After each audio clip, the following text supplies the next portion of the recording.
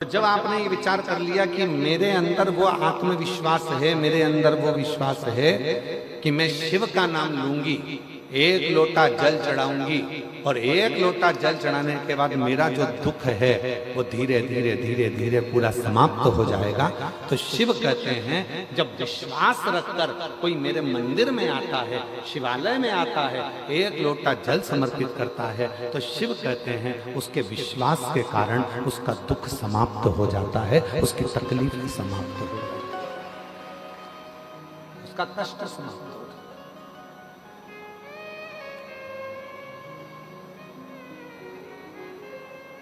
अब लोग क्या कहते हैं, सियोर वाले बाबा जी ने एक लोटा जल चढ़ाना बताया, बेलपति चढ़ाना बताई, सियोर वाले बाबा जी ने कहा कि नीला पुष्प चढ़ा देना, सियोर वाले बाबा जी ने कहा ये तुमने क्यों कब चढ़ाया? जब तुम्हारे अंदर विश्वास प्रबल हो गया, जब तुम्हारे अंदर भरोसा प्रबल हो गया, जब तुम्हारे अंदर दृढ़ता प्रबल हो गई, जब तुम्हारे अंदर शिव के प्रति प्रेम प्रबल हो गया, और ये विश्वास, ये दृढ़ता, ये भक्ति जब भीतर प्रबल हो जाती है, तब जाकर अपने जिंदगी के सारे दुख मिटना प्रारंभ हो जाते हैं और सुख आना प्रारंभ हो जाता है।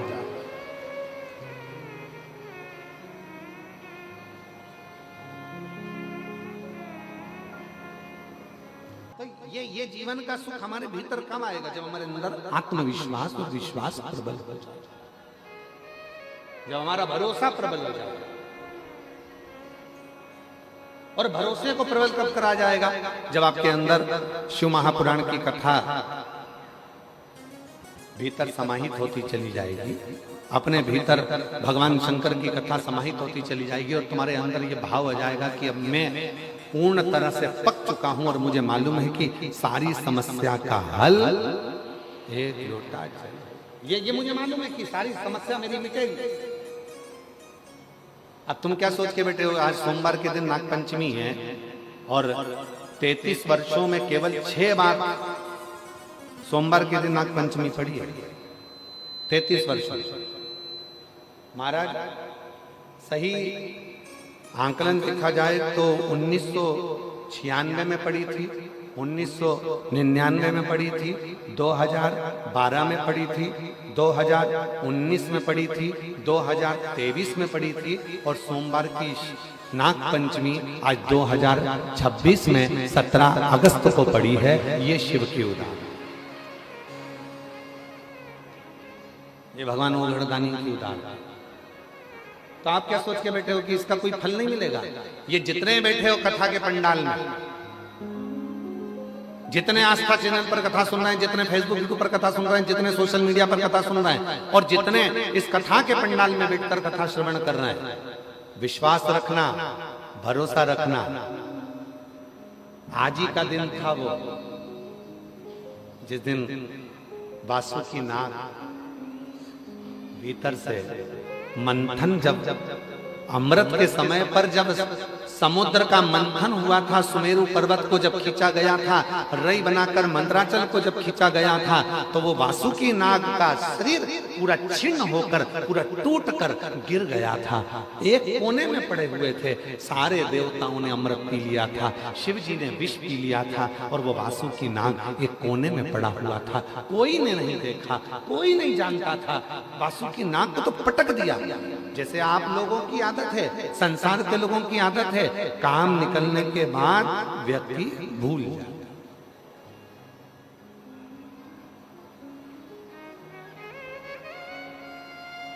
आज ही का दिन है।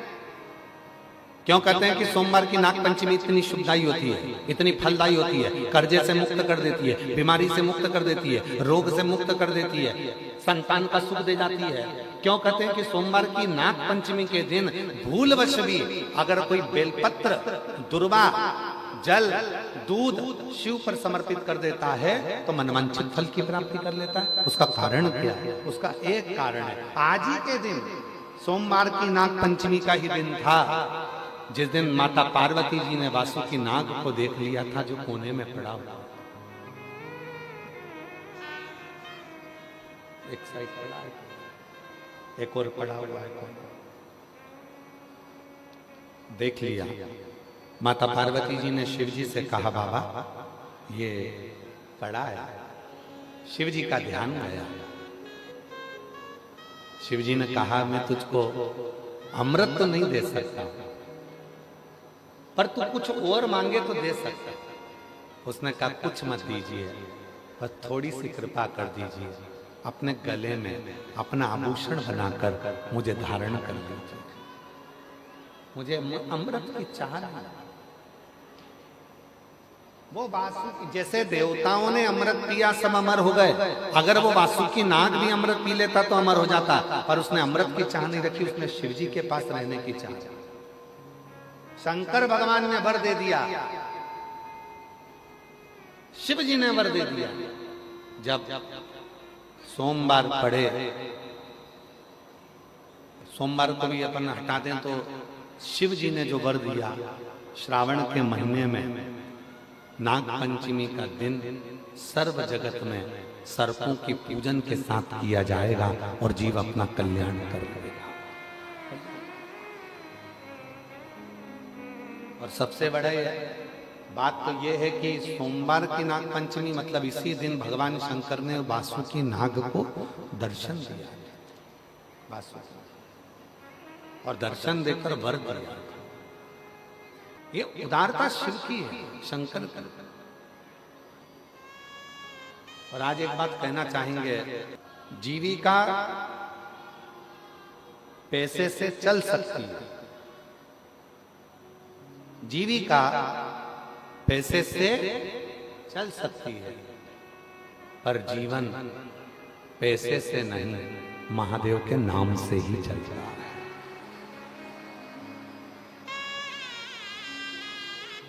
जीविका पैसे से चल सकती है, पर जीवन पैसे से नहीं चल सकता। गाड़ी आ सकती है पैसे से, बंगला बन सकता है पैसे से, जमीन खरीद सकते हो पैसे से, फ्लैट खरीद सकते हो पैसे से, मॉल बना सकते हो पैसे से, दुकानें खोल सकते हो पैसे से। जीविका भोजन कर सकते हो पैसे से, जीविका पैसे से चल सकती है, पर जीवन पैसे से नहीं चलता। जीवन चलाने के लिए गाड़ी है, बंगला है, जायदाद है, प्रॉपर्टी है, मॉल है, सब कुछ है, और इतने में डॉक्टर ने कह दिया 2 दिन है तेरे पास में, बस मरना है। अब तुम डॉक्टर साहब से अटैची भरकर पैसा ले जाकर कहो कि डॉक्टर साहब ये 5 लाख, 10 लाख, 20 लाख, 25 लाख ले लो और मेरी उम्र बढ़ा दो, मुझे स्वस्थ कर दो, मेरी उम्र बढ़ जाए, ऐसा कुछ कर दो। डॉक्टर ने कहा नहीं, बचना मुश्किल। जीविका पैसे से चल सकती है, पर जीवन पैसे से नहीं, मेरे महादेव के नाम से चलता है। श्री शिवाय नमस्तुभ्यं, श्री शिवाय नमस्तुभ्यं। जीविका धन से चल सकती है, गाड़ी धन से आ सकती है, संपदा धन से मिल सकती है, प्रॉपर्टी धन से मिल सकती है, शिक्षा धन से मिल सकती है, सब कुछ धन से मिल सकता है, पर जीवन तो भगवान के नाम से ही मिलता। अब जीविका धन से चल सकती है, आप गाड़ी खरीद लोगे, बंगला खरीद लोगे, जमीन खरीद लोगे, जायदाद खरीद लोगे, संपदा खरीद लोगे, खूब अच्छा कॉलेज ले लोगे, स्कूल ले लोगे, सब कुछ ले लोगे, सब कुछ।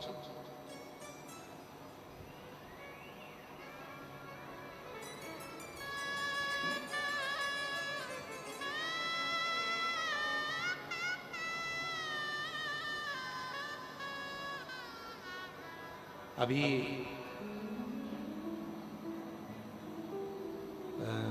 गुरु पूर्णिमा के समय की घटना है, एक बात है। गुरु पूर्णिमा के समय पर गुरु पूर्णिमा के अवसर पर कथा चल रही थी, तभी एक माँ अपनी बेटी को लेकर हम सीहोर ही थे, गुरु पूर्णिमा का कथा चल रहा था तो सीहोर में माँ बेटी को लेकर आई। पिता थे साथ में, बेटी के चाचा जी थे, काका जी, उसका भाई था, माँ थी और एक बेटी। गुरु जी, मेरी बेटी MBBS कर रही है। हमने कहा बधाई आपको। एक ही बार में नीट क्लियर करा इसने। हमने कहा उसकी भी बधाई। पर गुरुजी सुनना मेरी बहनों, कितना विचित्र संजोग होगा। गुरुजी क्या बधाई दें हम हमारी बेटी को, एमबीबीएस कर रही है, पहली बार नीट में क्लियर हो गई, सिलेक्शन हो गया, पर बेटी को 3rd स्टेज का कैंसर हो गया। गुरुजी लाखों रुपए इसकी पढ़ाई में लगा है, लाखों रुपए। और आज जब ये डॉक्टर बनने वाली है, सुख आने वाला है, तब इसको बीमारी लगी, कैंसर। गुरुजी क्या कर सकते। अब हमारे पास तो कोई, हम तो कभी किसी को ये भी नहीं कहते कि तुम ये रखो या वो रखो तो तुम ठीक हो जाओगे। हमारे पास तो एक ही चीज है, एक लोटा, जम के बोलो, एक लोटा। और दूसरी चीज है बाबा के कुबरेश्वर धाम का। हमने कहा उसकी मम्मी से कि एक काम करो, अब आए हो बाबा का रुद्राक्ष ले जाओ, प्रणाम करो। और बेटी से कहा कि रोज, भले तू मेडिकल कॉलेज में पढ़ रही है, पर रोज एक लोटा जल चढ़ाना प्रारंभ कर, शिव जी को जल चढ़ाकर पीना प्रारंभ कर।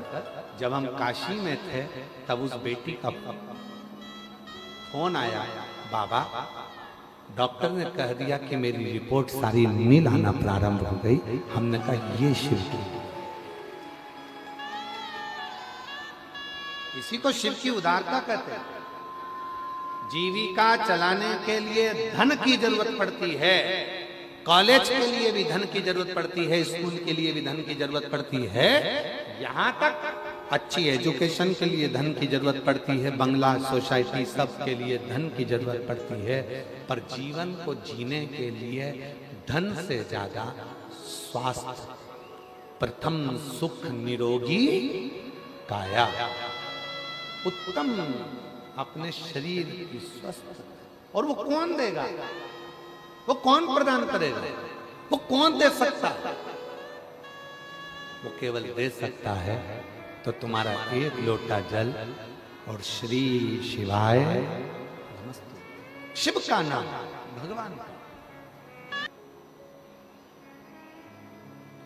कितनी बेटियां बैठी हैं, कितने लोग बैठे हैं, कितनी मेरी बेटियां, कितनी मेरी जीजियां, कितने मेरे जीजा, कितनी मेरी माताएं, कितने मेरे जीजा यहाँ बैठे हुए हैं जो प्रतिदिन शिव को जल चढ़ाते हैं और अपने मन की बात कहकर आते हैं, और देवाधिदेव महादेव उनके मन की बात को पूर्ण करता है। उनके मन के भावों को देवाधिदेव महादेव पूर्ण करता है। क्यों? क्योंकि भरोसा रखकर, विश्वास रखकर, दृढ़ता रखकर वो शिव के करीब में गए। भरोसा रखकर, दृढ़ता रखकर वो शिव के नजदीक में, शिव के पास।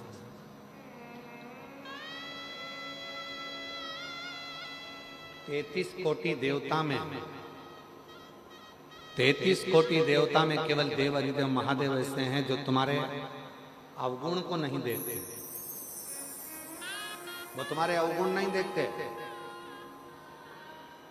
33 कोटि देवता तुम्हारे अवगुण नहीं देखेंगे। 33 कोटि देवता में केवल एक महादेव ऐसे हैं जो तुम्हारे अवगुण को नहीं देखते, वो केवल तुम्हारे गुण देखते, केवल गुण।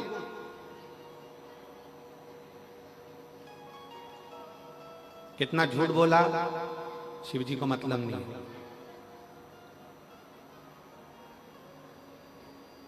कितना पाप करा, शिव जी को मतलब नहीं। तुमने अपनी जिंदगी में क्या करा, शिव जी को मतलब नहीं। देखो, शिव महापुराण की कथा में आता है देवराज नाम के ब्राह्मण का चरित्र। क्या था? चोर। क्या करा? चोरी।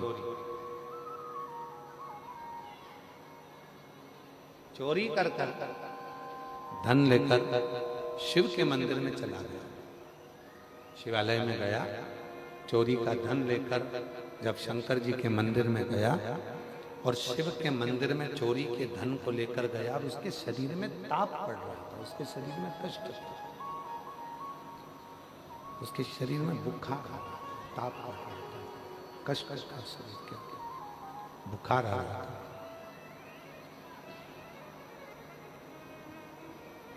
एक दीवार से टिक गया और दीवार से टिक कर वो बैठा, दीवार से टिक गया, टिक कर बैठ गया, और दीवार से टिक कर जैसे वो बैठा, शरीर में बहुत कष्ट था, बहुत शरीर कांप रहा था, थर थर थर थर थर थर, शरीर के अंदर कष्ट भरा हुआ था, शरीर पूरा कांप रहा था उसका, कष्ट था शरीर। किससे कहे, किससे बोले, किसको जाकर कहे? शिव के मंदिर में पहुंच गया और शिव के मंदिर में जाकर चोरी के धन को लेकर बैठ गया दीवार से टिककर। वहीं पर शिव महापुराण की कथा चल रही थी और उस कथा का तत्व उसके अंदर आ गया कि मुझे अपने जीवन में शिव नाम को लेना। कथा तत्व उसके अंदर, कथा। और हुआ क्या, आखिरी में हुआ क्या, चोरी का धन लेकर शरीर में ताप पड़ने के बाद जैसे ही मंदिर से बाहर निकला, बेलपत्री के वृक्ष के नीचे उसके प्राण छूटे और उसको लेने के लिए कोई दूसरा नहीं आया, स्वयं देव अधिदेव महादेव नंदी लेकर आया, स्वयं शिव। शिव अवगुण नहीं देखेंगे तुम्हारे, शिव तुम्हारे गुण देखेंगे। शंकर भगवान केवल तुम्हारा गुण देखेंगे। शिव जी अवगुण नहीं देखेंगे। और कृपा की ना होती जो आदत तुम्हारी, तो सुनी ही रहती अदालत। अगर कृपा ना करते, कृपा की आदत नहीं होती, तुम्हारी करुणा की आदत नहीं होती, तुम्हारी कृपा की आदत नहीं होती, तो तुम्हारी अदालत पूरी की पूरी सुनी ही पड़ेगी।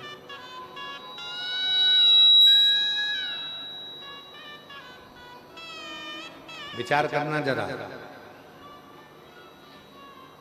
पहली कथा बोलबम समिति ने जब भिलाई में कराई, 2 पंडाल लगे थे। दूसरी कथा जब बोलबम समिति ने कराई तो 3 पंडाल लगे थे। और बोलबम समिति ने जब आज तीसरी कथा जब समिति करा रही है और उसमें ये 5 पंडालों में लोग भरे पड़े हुए हैं, शिव की कृपा से भरे।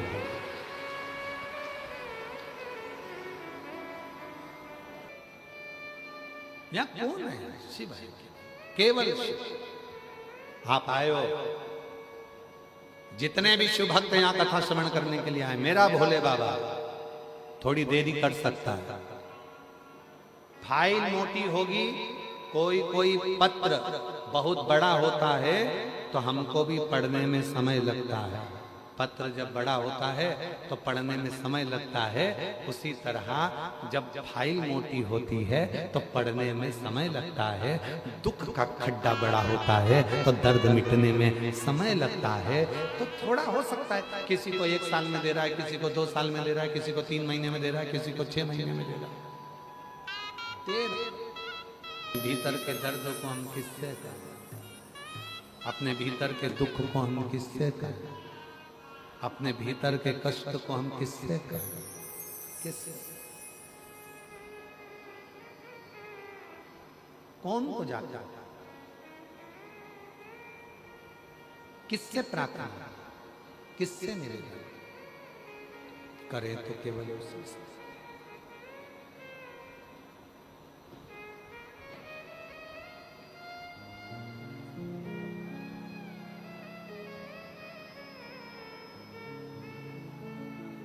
किसको जाकर कहेंगे? उसी से। इसीलिए शिव पुराण की कथा कहती है, भगवान शंकर का चरित्र कहता है, शिव तत्व शिव पुराण कहते हैं।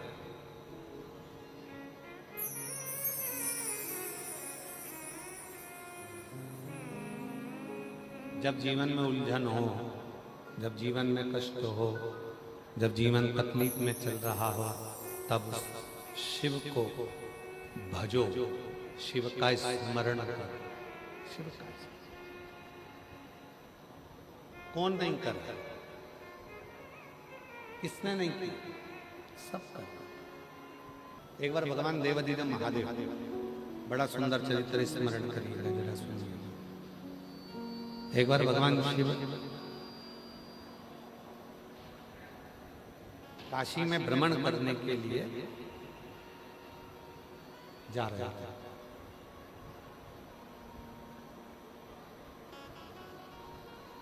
और भ्रमण करते करते भ्रमण और घूमते कुछ देर के बाद भगवान काशी से सीधे कैलाश पर, और कैलाश पर जाकर भगवान देवाधिदेव महादेव विराजमान। भगवान शंकर जब कैलाश पर जाकर विराजमान हुए तो उन्होंने नंदी को बुलाया और नंदी से कहा कि नंदी, तुम एक काम करो, तुम काशी जाओ। तो क्या प्रभु, अभी तो मैं काशी घूमकर आया हूं आपके साथ में,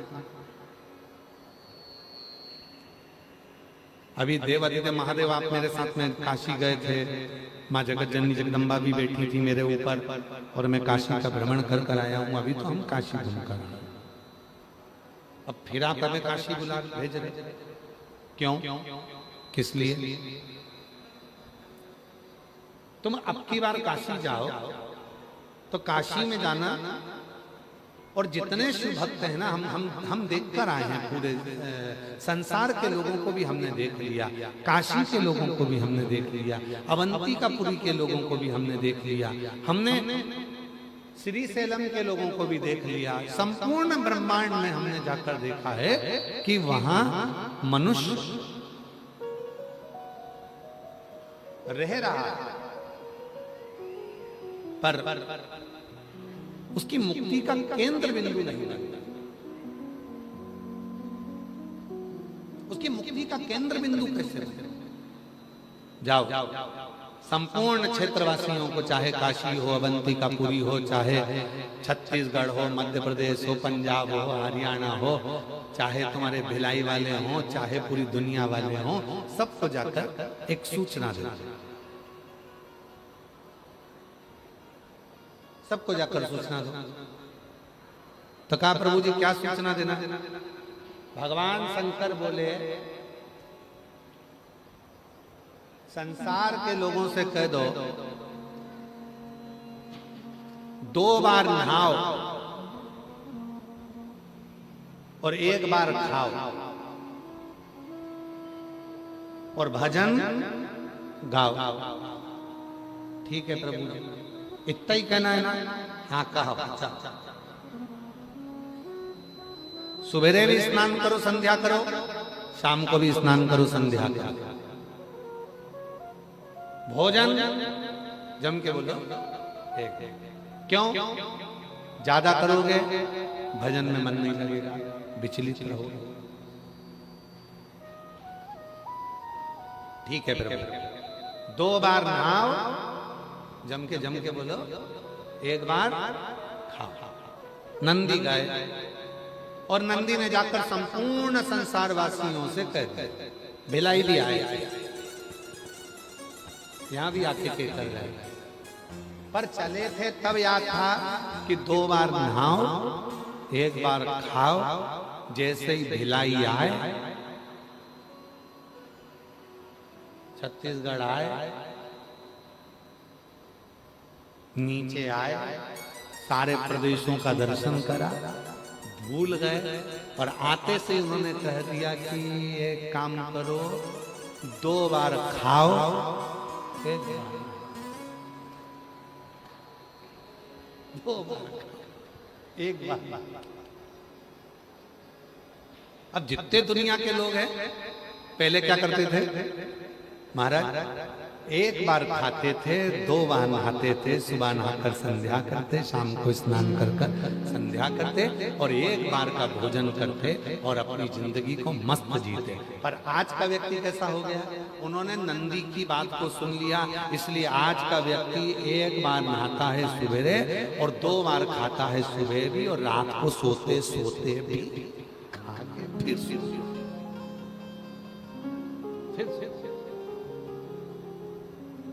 शिव जी ने पूछा क्यों रे नंदी, बताया या? आओ क्या बता कर आया? बोलो रे बिलाई वाले, क्या बता के गए? 2 बार खाओ, 1 बार नहाओ। शंकर जी बोले पूरा उल्टा कर आया। तेरे से कहा था कि 2 बार नहाओ 1 बार खाओ और तू क्या आया कि 2 बार खाओ 1 बार ना। तूने तो पूरा ही उल्टा कर दिया। नंदी बोले प्रभु गलती हो गई।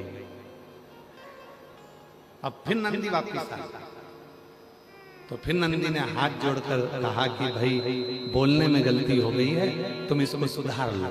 तो क्या सुधारे?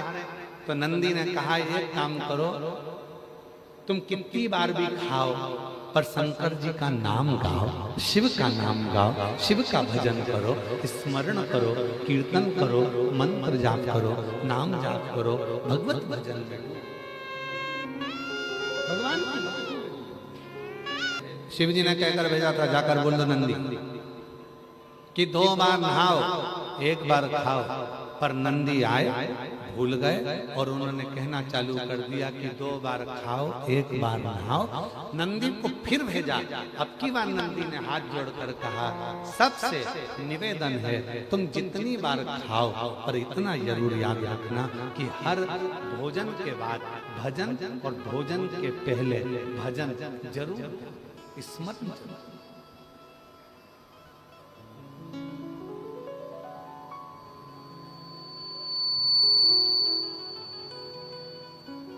भगवान का मंत्र जाप, भगवान का स्मरण, भगवान का जब भगवान का कीर्तन करो, नाम जप करो और उस स्मरण का जो फल है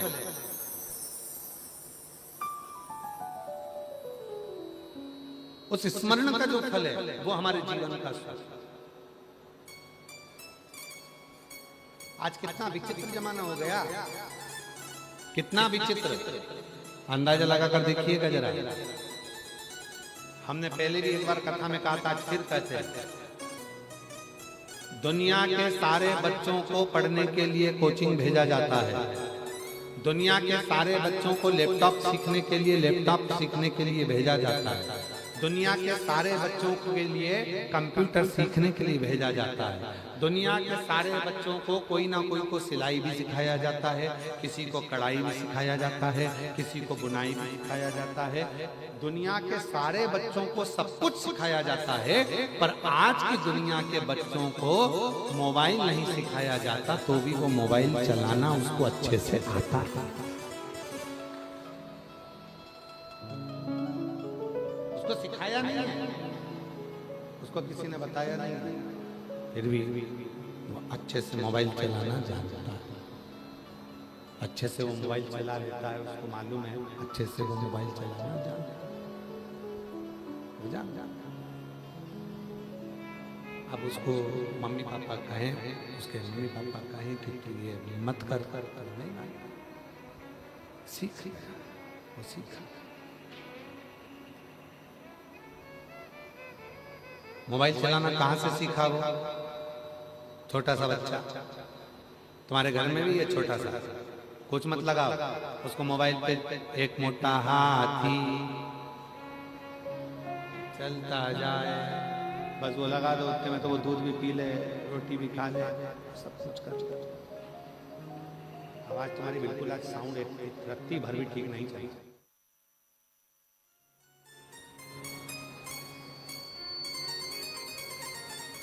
शिव कथा कर रही है, भगवान शंकर का चरित्र कर रहा है, शिव महापुराण की कथा कर रहा है।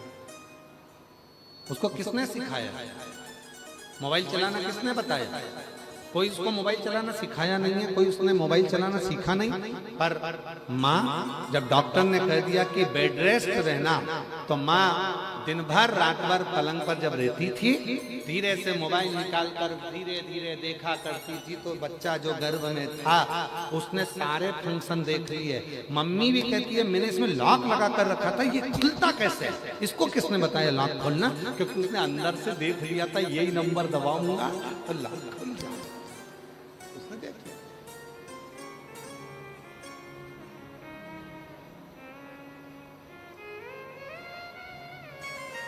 उसको सिखाया नहीं है किसी ने, उसको बताया नहीं है किसी ने, बस उसने सीख ली, उसको आ गया। बस यही शिव पुराण की कथा कहती है, गर्भ के समय पर तुमने मोबाइल चलाया तो बच्चे को मोबाइल चलाना आ गया। अगर उसी गर्भ के समय पर तुम गीता जी पढ़ते, उसी गर्भ के समय पर तुम रामायण पढ़ते, उसी गर्भ के समय पर शिव महापुराण की कथा श्रवण करते, उसी गर्भ के समय पर तुम भगवान का भजन करते, तो ये निश्चित है हमारा बच्चा किसी भी स्कूल में पढ़ लेता, पर अपने सनातन धर्म को छोड़कर दूसरे धर्म में नहीं जाता। मार्ग भी निश्चित। हमें सिखाना, कई लोग कहते हैं गुरुजी, हम हमारे बच्चों से कहते हैं कि मंदिर जाया करो, मंदिर में जाकर लोटा भर के जल चढ़ाया करो। बच्चे नहीं जाते हैं, बच्चे नहीं पहुंचते हैं, बच्चे जाते ही नहीं है, पहुंचते ही नहीं है। हम क्या करें? उसमें गलती अपनी है। जब बच्चा गर्भ में था तब हमारा ध्यान बच्चों पर नहीं गया। हमने तो सोचा डॉक्टर ने कहा है बेड रेस्ट का, तो बेड रेस्ट करा।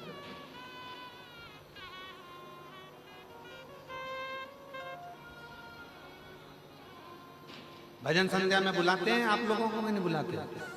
अरे बोलो तो, बुलाते जाते हो? आओ।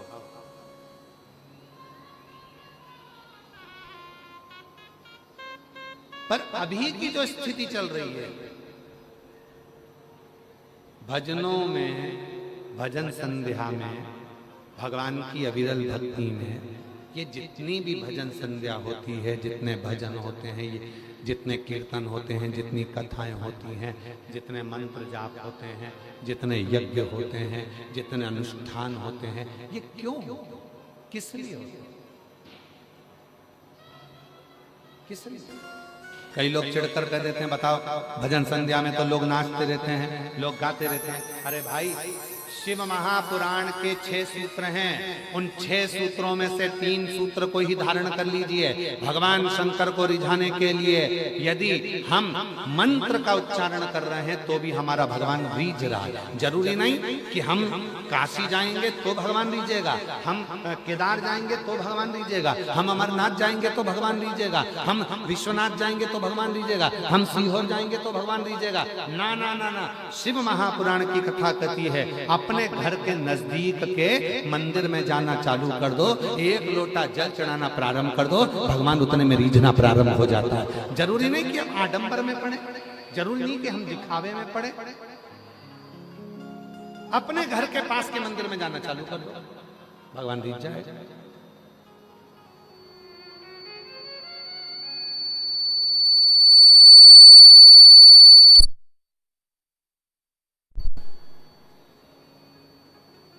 और निवेदन है कि भजन संध्या क्यों हो रही है, सत्संग क्यों हो रहे हैं, यज्ञ क्यों हो रहे हैं, अनुष्ठान क्यों हो रहे हैं, कि कैसे ना कैसे आज की जो आज का जो समय है, आज की जो नवयुवक टीम है, आज की जो जैन जी है, आज का जो समाज है, आज के जमाने के जो नवयुवक बच्चे हैं, उनको कैसे ना कैसे सनातन धर्म की ओर अग्रसर कराया जाए। और जब आने वाली पीढ़ी हमारी सनातन धर्म की ओर अग्रण्य होगी, आगे बढ़ेगी, तो ये हमारा भारत विश्व गुरु के पटल पर आकर विराजमान हो जाएगा। जो पहले था आज फिर वही।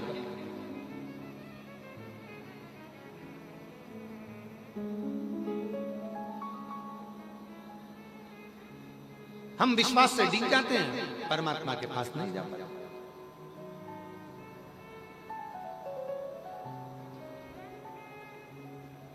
हम परमात्मा के नजदीक नहीं पहुंच पाते। कितना बल है शिव महापुराण की कथा में।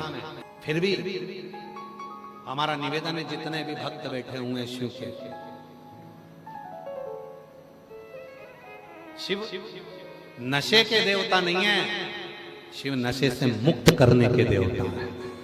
शिव को पहचान, जीवन का सबसे बड़ा कर्म है अपने कर्म को करना, अपने कर्तव्य को करना, अपनी मेहनत को करना, अपने परिश्रम को करना। और दुनिया का कोई बाबा तुम्हारे सामने आकर कह दे कि मेरे पास आकर बैठ जाना, तुम्हें काम करने की जरूरत नहीं पड़ेगी, कर्म करने की जरूरत नहीं पड़ेगी, मैं तुमको पास कर दूंगा, मैं तुम्हारे साथ में ऐसा कर दूंगा, तुम्हें सोने से भर दूंगा, तुम्हें धन से भर दूंगा, समझ लेना पक्का झूठेला है।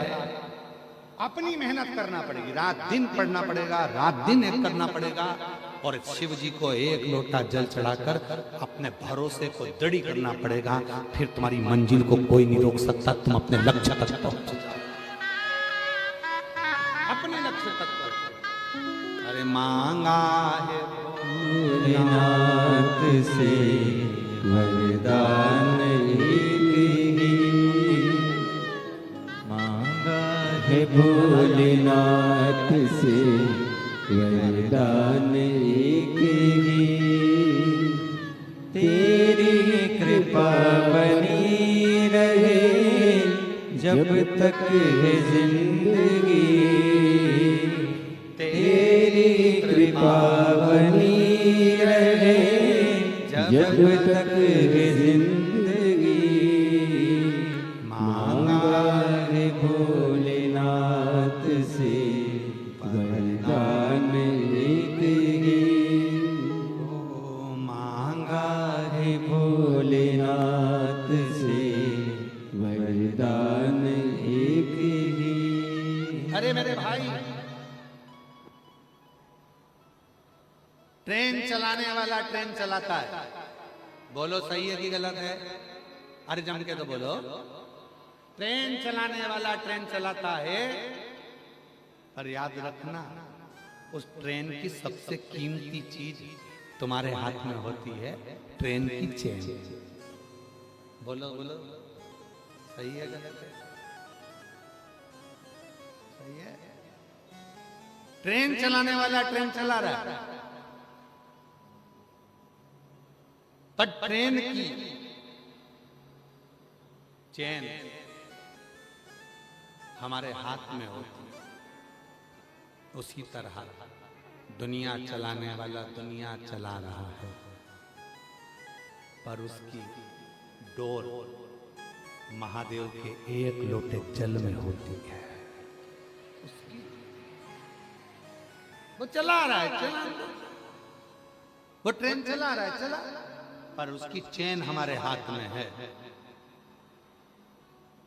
उसकी चेन हमारे। उसी तरह संसार चलाने वाला संसार चलाएगा, रचने वाले ने रच दिया, आपको हमको उसी ने बना दिया, पर हमारी जिंदगी में, आपकी जिंदगी में जब दुख आए तब उस चेन की, जैसे चेन खींचोगे तो ट्रेन रुक जाएगी, उसी तरह दुनिया चलाने वाला, दुनिया बनाने वाला दुनिया चला रहा है, उसका चेन वो एक लोटा जल है और अपना विश्वास, अपना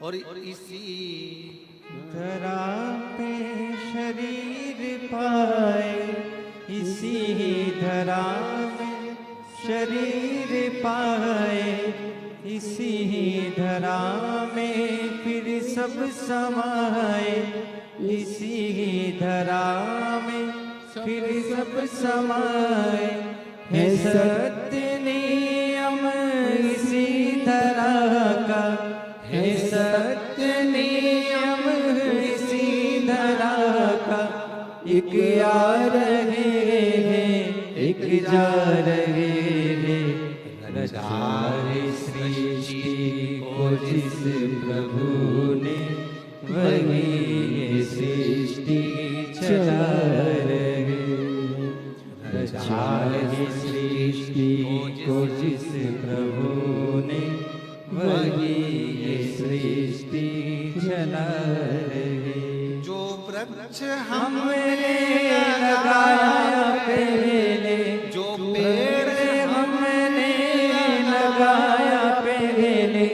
उसी का फल हम अब पा रहे हैं।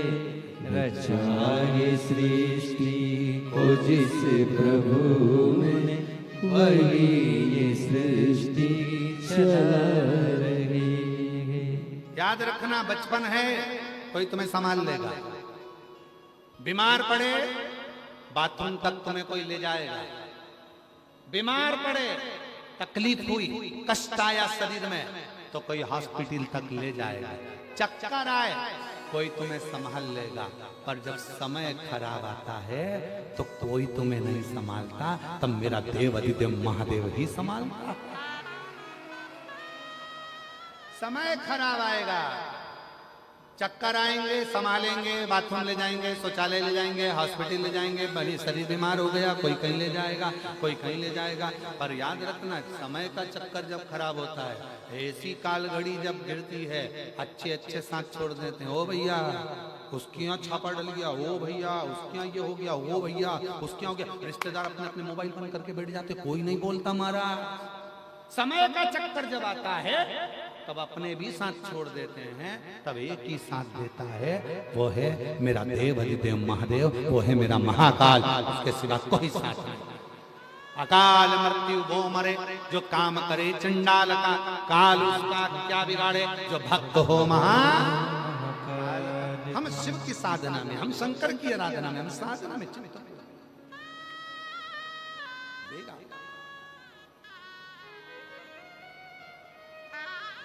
तुम क्या सोचते हो, नशा करने से तुम्हारे को कोई सुख मिल जाएगा?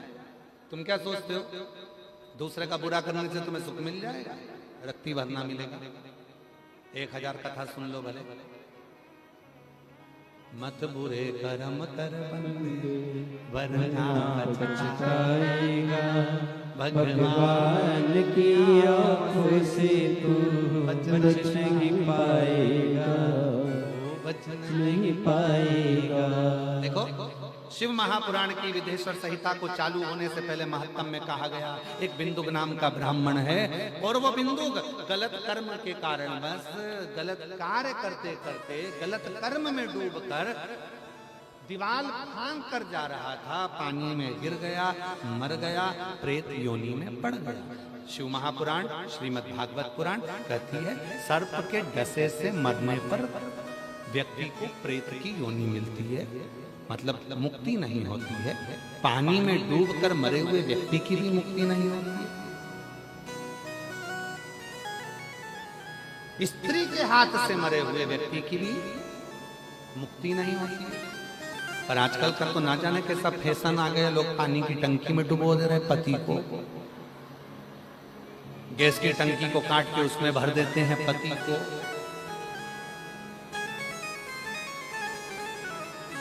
पहले कहीं जाने में डर लगता था, आजकल शादी करने में डर लगता। करें कि नहीं करें, शादी करके आएगी और अपने को निपटा के चली गई तो डर लगता। विचार, इसका जवाबदार कौन है? कौन? हमने पढ़ाया, बच्चों को एजुकेशन कराई, कॉलेज भेजा, स्कूल भेजा, अच्छे अंग्रेजी मीडियम में पढ़ाया, अच्छे अच्छे एजुकेशन दिलाए, पर हमने अपने बच्चों को संस्कारों से विहीन कर दिया।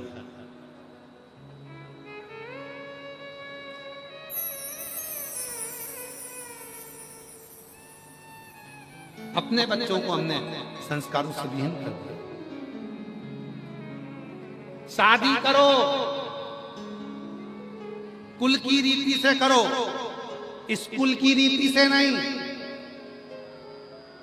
आजकल स्कूल की रीति कैसी होती है, यहाँ पढ़ाई नहीं हो रही, उस वाले में चले जाते हैं, उस स्कूल में पढ़ाई नहीं हो रही तो उस वाले में चले जाते हैं, उस स्कूल में पढ़ाई नहीं हो रही तो उस वाले में चले जाते हैं। दिन भर जा स्कूल बा स्कूल, सारे स्कूल में घूमे, आखिर पढ़ाई में मन भी नहीं लगा, और एक दिन ऐसा आया कि कुछ नहीं कर पाए। उसी तरह अपनी शादी अपनी कुल रीति से करो, स्कूल रीति से नहीं। आजकल लोग शादी भी करते हैं तो स्कूल रीति से, ये इसके साथ मन नहीं लग रहा, इसको छोड़ो, दूसरे को पकड़ो, दूसरे के साथ नहीं लग रहा, तीसरे को पकड़ो, तीसरे के साथ नहीं पकड़ो, चौथे को। अरे कहाँ रीति, सही सही